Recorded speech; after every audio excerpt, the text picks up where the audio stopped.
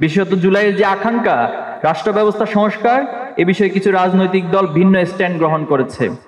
আমরা সকলের প্রতি উদাত্ত আহ্বান জানাই, আপনারা জুলাইয়ের আকাঙ্ক্ষা বাস্তবায়নে দলীয় সংকীর্ণতার ঊর্ধ্বে উঠে আন্তরিকতার পরিচয় দিন।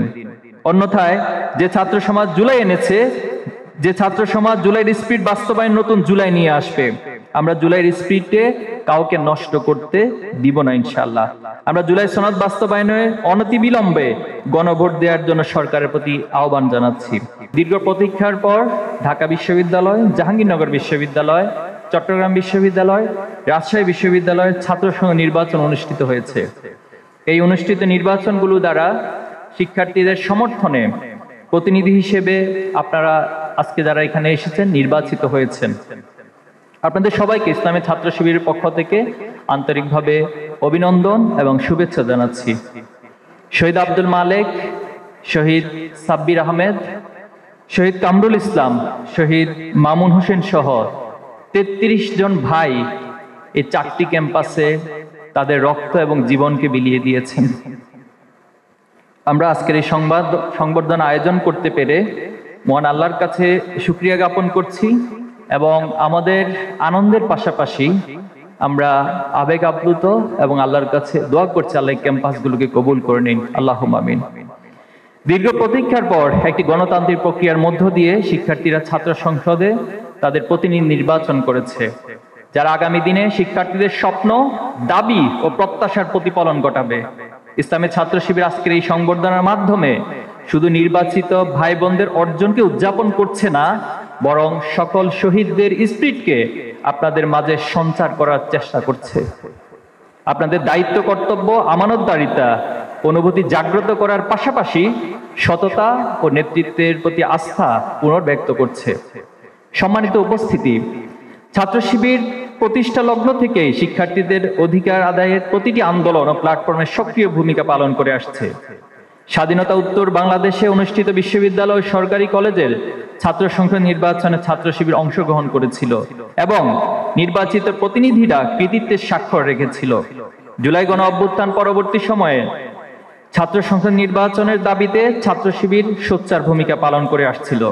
ক্যাম্পাসগুলোতে দ্রুত নির্বাচন আয়োজনের দাবি আদায় ছিল আমাদের অন্যতম এজেন্ডা। আল্লাহ শুকরিয়া যে সদ্য অনুষ্ঠিত ডাকসু, জাকসু, চাকসু, রাকসু নির্বাচনে ছাত্র শিবির সমর্থিত প্রার্থীরা শিক্ষার্থীদের ব্যাপক সমর্থন লাভ করতে সমর্থ হয় এবং অধিকাংশ পদেই ছাত্র শিবির সমর্থিত প্যানেল থেকে বিজয় হয়।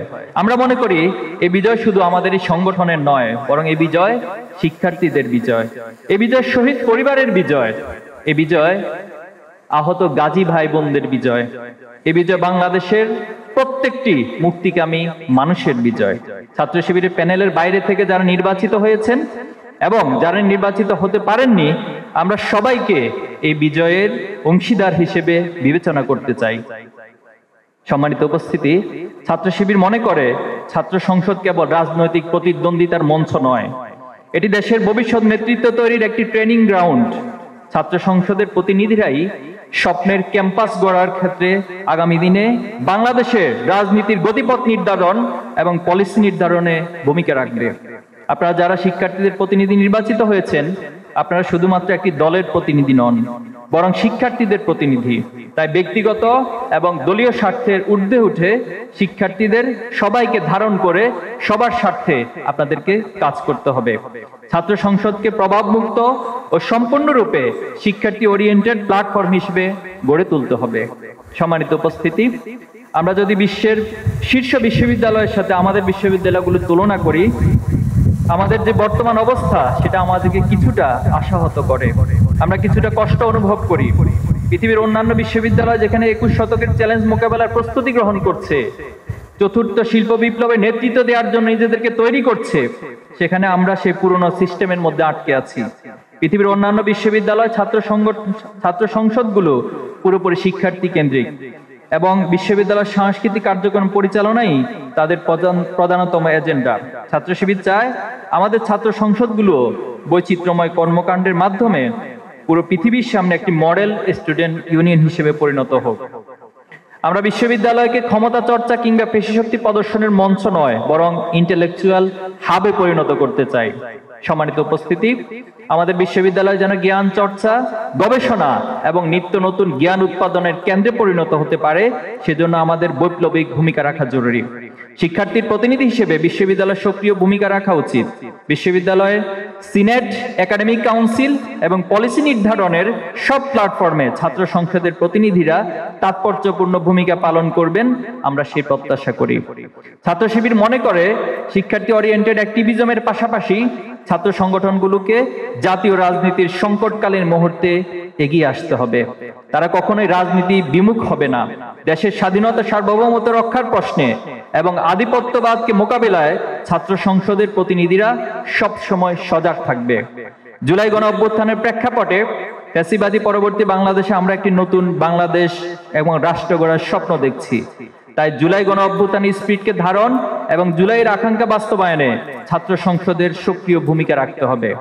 কারণ যে ছাত্র সংসদ নির্বাচনের মাধ্যমে আমরা বিজয় লাভ করেছি, সেটা জুলাইয়েরই অন্যতম ফসল ছিল। সুতরাং সে জুলাইয়ের আকাঙ্ক্ষা বাস্তবায়নের পথে যদি কেউ বাধা হয়ে দাঁড়ায়, আমরা একযোগে সকলে সোচ্চার ভূমিকা পালন করবো ইনশাআল্লাহ। সম্মানিত উপস্থিতি, ইসলামী ছাত্র শিবির ক্যাম্পাসগুলোতে সহাবস্থানে বিশ্বাস করে।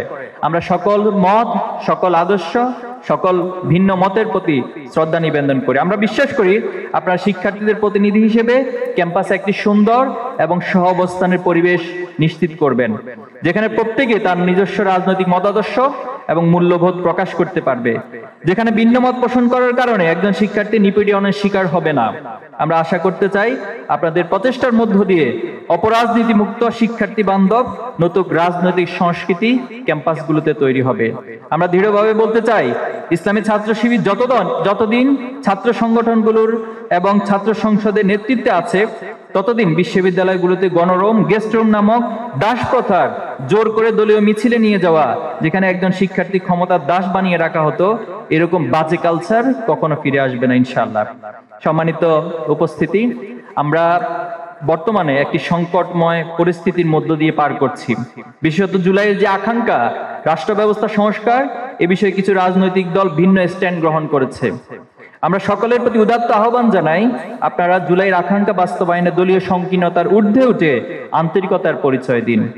অন্যথায় যে ছাত্র সমাজ জুলাই এনেছে, যে ছাত্র সমাজ জুলাইয়ের স্পিরিট বাস্তবায়ন নতুন জুলাই নিয়ে আসবে, আমরা জুলাইয়ের স্পিরিটে কাউকে নষ্ট করতে দিব না ইনশাআল্লাহ। আমরা জুলাই সনদ বাস্তবায়নে অনতিবিলম্বে গণভোট দেওয়ার জন্য সরকারের প্রতি আহ্বান জানাচ্ছি। যথাযথ প্রক্রিয়া অবলম্বন করে অবাধ, স্বচ্ছ, অংশগ্রহণমূলক ও গ্রহণযোগ্য নির্বাচনের পরিবেশ সৃষ্টির আহ্বান করছি। জুলাই পরবর্তী বাংলাদেশে অনেকগুলো সংস্কার কমিশন গঠন করা হলেও শিক্ষা সংস্কারের জন্য কোনো কমিশন গঠন করা হয়নি। এটি আমাদের জন্য খুবই দুর্ভাগ্য এবং লজ্জাজনক যে জুলাইয়ের আন্দোলন শুরু হয়েছে বিশ্ববিদ্যালয়ের ক্যাম্পাস থেকে, যে জুলাই আন্দোলন শুরু হয়েছে শিক্ষার্থীদের হাত ধরে, অথচ সে শিক্ষা এবং ক্যাম্পাসকে গুরুত্ব না দিয়ে শিক্ষা ব্যবস্থাকে সরকার যথাযথভাবে গুরুত্ব দিতে পারেনি। ছাত্র শিবিরের পক্ষ থেকে 30 দফা দাবি আমরা উত্থাপন করেছি। আমরা সরকারের কাছে আহ্বান জানাচ্ছি, বাংলাদেশের একটি গ্রহণযোগ্য, সবার কাছে একটি আন্তর্জাতিক মানসম্পন্ন এবং নৈতিক মূল্যবোধের উপর ভিত্তি করে যে শিক্ষা ব্যবস্থা প্রণয়ন হওয়া প্রয়োজন, ছাত্র শিবিরের 30 দফা বাস্তবায়নের মধ্য দিয়ে সেটা অনেকটাই কার্যকর হবে ইনশাআল্লাহ। আমি পরিশেষে আজকে যারা এখানে কষ্ট করে সময় দিয়েছেন, আপনাদের অনেক ব্যস্ততার মাঝেও আমাদের এই অংশগ্রহণে আমাদের এই প্রোগ্রাম সফল হয়েছে, এজন্য কৃতজ্ঞতা জানাচ্ছি, আন্তরিকভাবে ধন্যবাদ এবং মোবারকবাদ জানাচ্ছি। পরিশেষে বলতে চাই যে বাংলাদেশ আজ এতগুলো বছর পার করেছে, একটি রাষ্ট্রকে পৃথিবীর বুকে মর্যাদাশীল এবং উন্নত রাষ্ট্র করার জন্য এত সময়ের প্রয়োজন ছিল না। কিন্তু আমাদের দুর্ভাগ্য, যারা এই রাষ্ট্রকে নেতৃত্ব দিয়েছেন, এই রাষ্ট্রের কল্যাণের কথা কখনোই তারা চিন্তা করেননি। আমি প্রত্যাশা করব ছাত্র সংসদের মধ্য দিয়ে যে নেতৃত্ব তৈরি হয়েছে, আগামী দিনে আমরা সকলে মিলে, সকল দল মত পথের ঊর্ধ্বে উঠে কাঁধে কাঁধ মিলিয়ে আমাদের এই বাংলাদেশকে গড়ে তুলবো ইনশাআল্লাহ। আমরা সকলকে আবারও ধন্যবাদ মোবারক জানিয়ে আমার কথা এখানে শেষ করছি। আসসালামু আলাইকুম রহমতুল্লাহি ওয়া বারাকাতুহু।